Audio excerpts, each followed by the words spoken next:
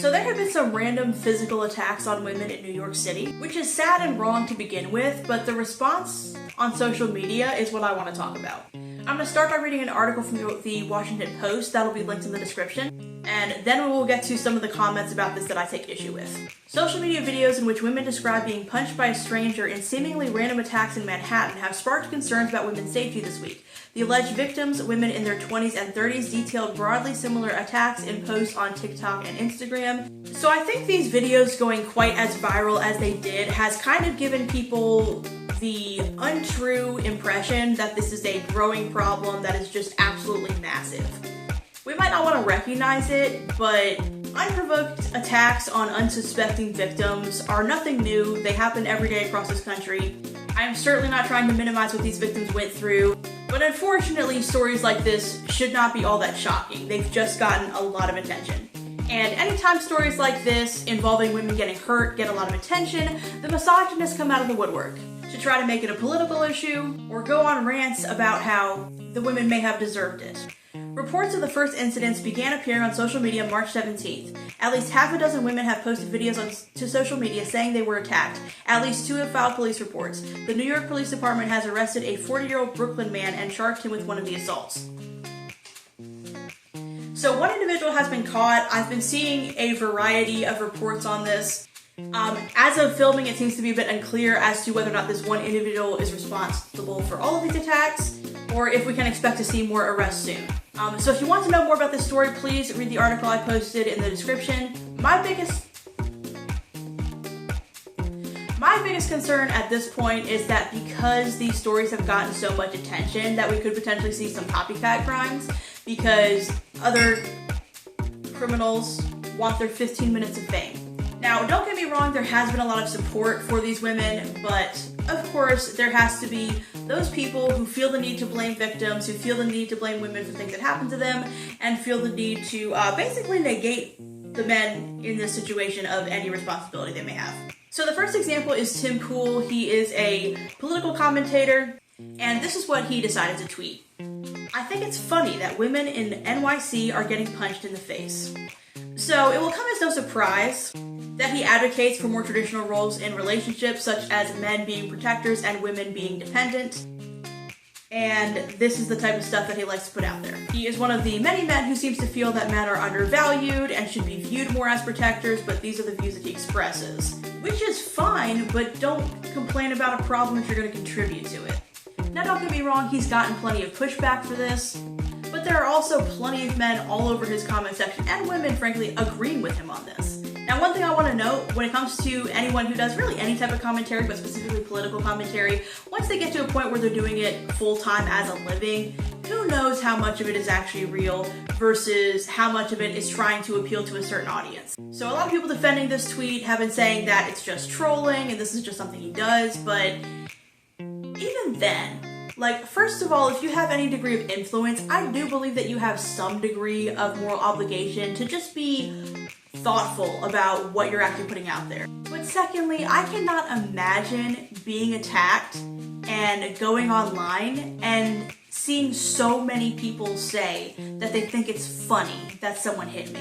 It's just disgusting. So if he wants to act this way and then complain that masculine leadership isn't appreciated in our society, well, I hope he's ready to brace himself for more of the same. So much masculine leadering. Another very masculine leader is a fellow named Jesse Kelly, a political commentator as well, definitely far more right-leaning than Tim Pool. And this is what he had to say. If you're a woman and a street animal in NYC socked you in the face, I need to know how you voted before and how you intend to vote in the future.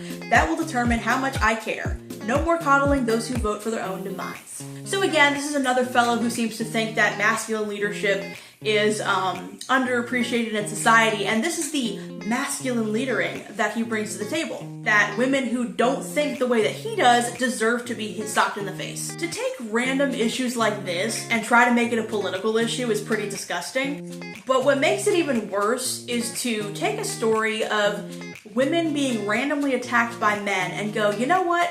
I am sure there is some angle in which I can argue that this is the woman's fault. What kind of man do you have to be to act like that?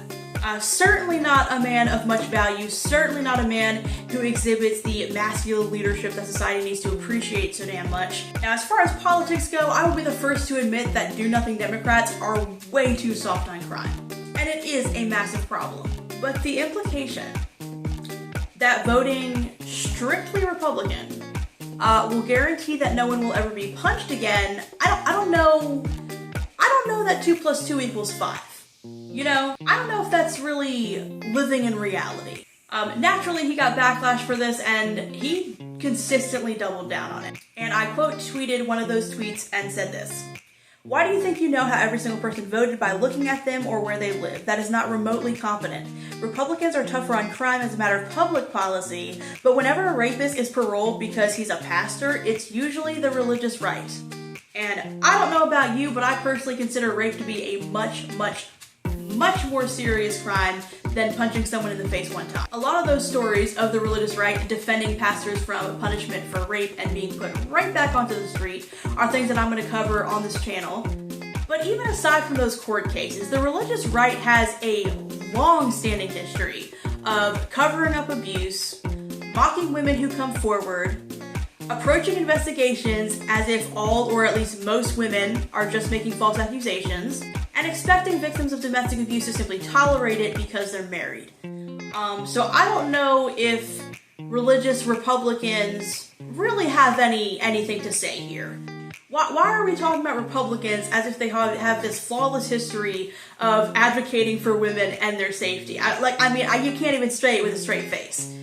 That is ridiculous. Not to mention, Republicans consistently find ways, like situations like this, to mock women who come forward or speak up about being violently attacked. And I'm sorry, but people who mock women for coming forward after a violent attack are not interested in protecting women. I'm just not buying it. But the stupid does not stop there, because I found this meme in Jesse Kelly's comment section.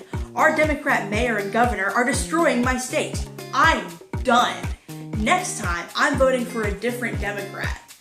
Right. Like that's actually a thing that you can do. Yo. Voting for one Democrat, right, might get us different results if we use more than one brain cell than voting for a different Democrat. It's almost like some Democrats advocate for different policies than other Democrats do. Do you think anyone voted for George W. Bush and also voted for Donald Trump and expected the exact same performance out of the administration? Because if they did, that was dumb. But they act like the differences are such a strict binary between Republicans and Democrats. And it doesn't work that way. I would say I kind of hate the Republican Party and its behavior and attitudes like this as to why. But that doesn't mean I'm going to sit here and say that I will never again in my life vote for a Republican. If a Republican comes along that I think is advocating for the right policies and has the right stances, then they're probably going to get my vote. It's almost like we should apply a thought process, right? Instead of just going, "Oh, does this person have a D or an R by their name?" That's the stupid that voters need to really just break away from, okay? That is not a thoughtful approach to determining who should be in charge. At all. Now sure, there are a lot of general statements you could make that are true about Democrats versus Republicans. But to act like looking at the individual candidate themselves is stupid just because of what party they come from, I don't know that 2 + 2 ain't 5, folks. So the next tweet comes from Scott Presler. Scott Presler is constantly out there getting people signed up to vote, trying to create red waves as much as possible. I disagree with him on a lot, but he is definitely, in my opinion, an example of what political activism should actually look like. He doesn't just tweet stuff to be offensive and go viral. He doesn't seem to be clout chasing like a lot of people who are getting into the game of commentary. He constantly travels and is proactive about trying to get the results that he wants. So while I think some of his views are pretty bad, I do respect the work ethic and I do respect the example. And the fact that he actually is engaged and involved in trying to solve problems instead of just sitting around complaining about it. Anyways, this is what he has to say. "If you think it's wrong that the government is being weaponized against President Trump, while violent criminals are able to freely punch women, then register to vote at your current address. Need help? I'm available." So, as far as Donald Trump is concerned, He has had crowds chanting "lock her up" at rallies for like a decade now, right? So the idea that he deserves my empathy, no he doesn't. Nah, he doesn't deserve my sympathy. No. He's constantly promising his supporters that he will weaponize the justice system against people that he disagrees with. So if he cannot take that which he dishes out, which is pretty much Donald Trump in a nutshell, that's his problem.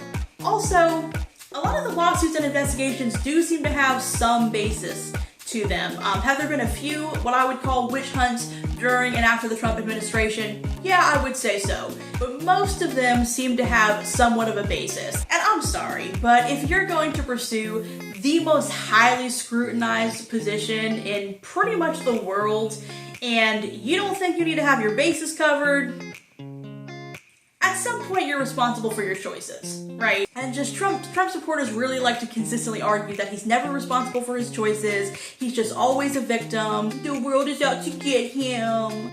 Like, there's going to be bad actors in politics. Like, what do you think you signed up for, baby girl? Just do not tell me that Donald Trump is a victim while actual victims who were physically attacked are not.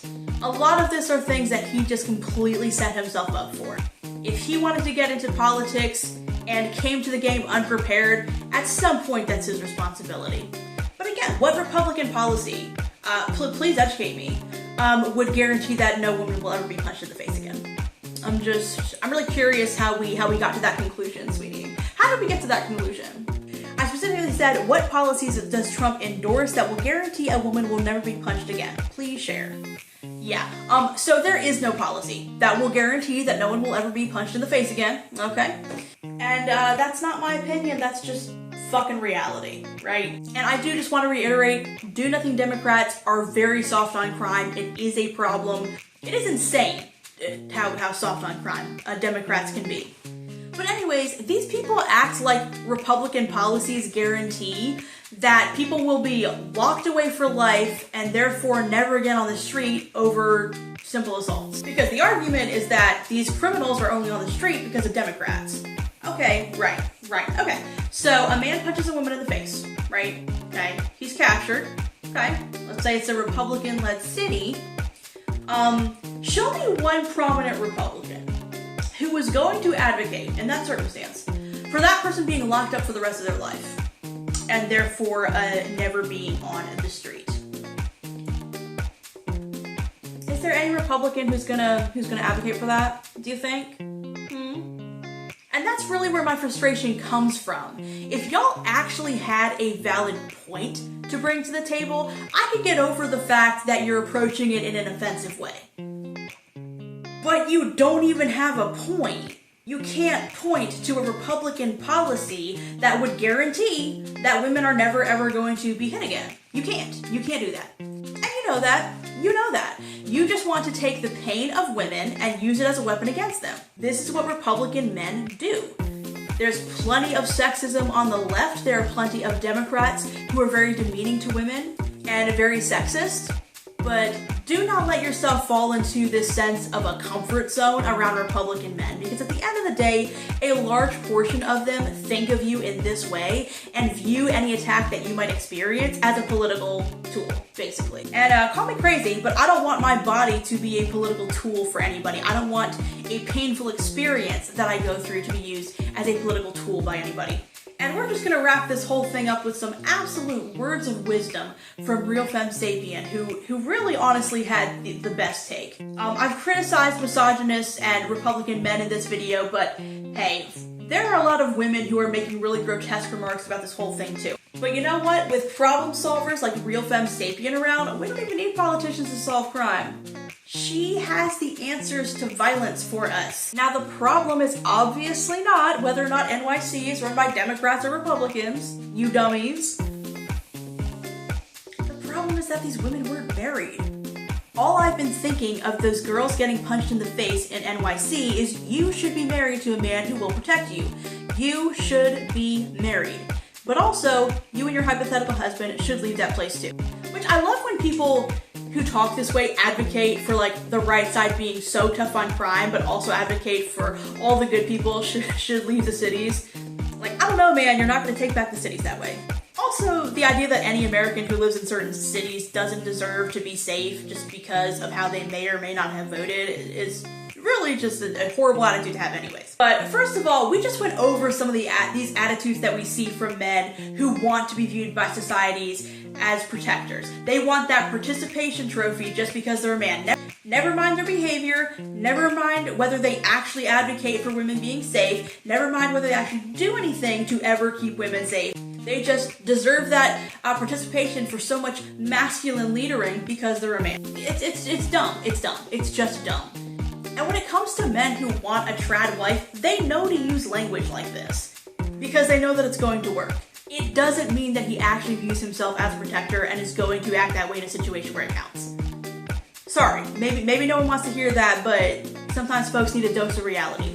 Second of all, the idea that getting married means that you are now suddenly provided with 24/7 protection is, I mean, that's a take right there.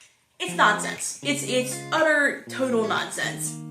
Side note, nothing in the articles I've read has said anything about whether or not these women were married or how they voted because it's not fucking relevant. But for those of you who agree with Real Femme Sapiens' take here, okay. So you believe the husband should be outside of the home working, correct? While the woman should be at home not, and taking care of the kids, correct? Okay.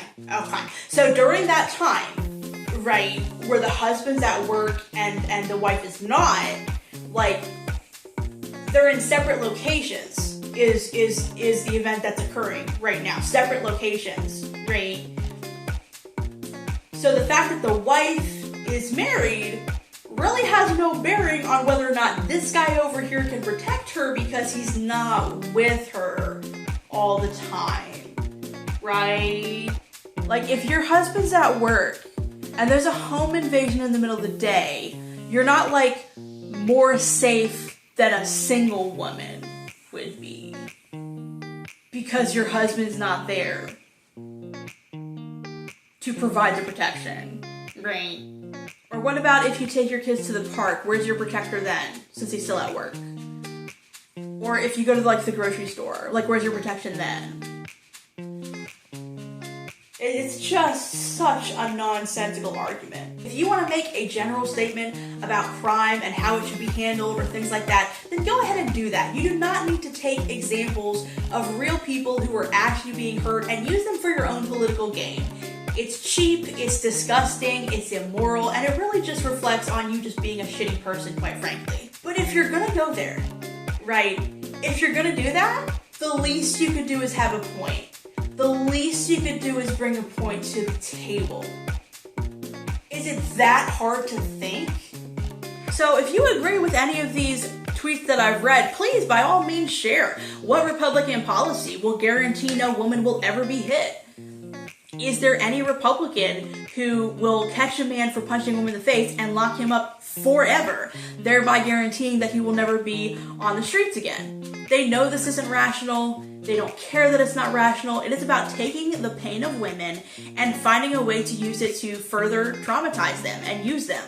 It is a way of taking instances in which women were attacked by men and basically negating the men for the problem and trying to act as if the women did something to deserve this. If I am attacked, who the fuck I voted for has nothing to do with the conversation. It is not remotely relevant, and I would deserve just as much justice as anybody else does, even if I did vote for someone that you might disagree with.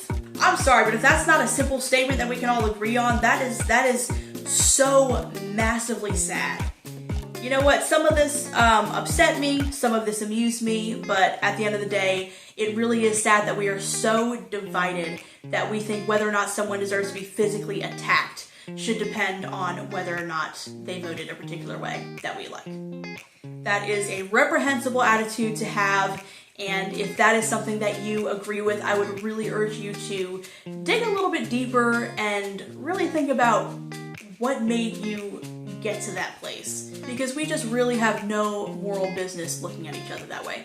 Anyways, that is all I have for this video. If you enjoyed this video, have this video, or even just a quarter of this video, please hit the like button and don't forget to subscribe.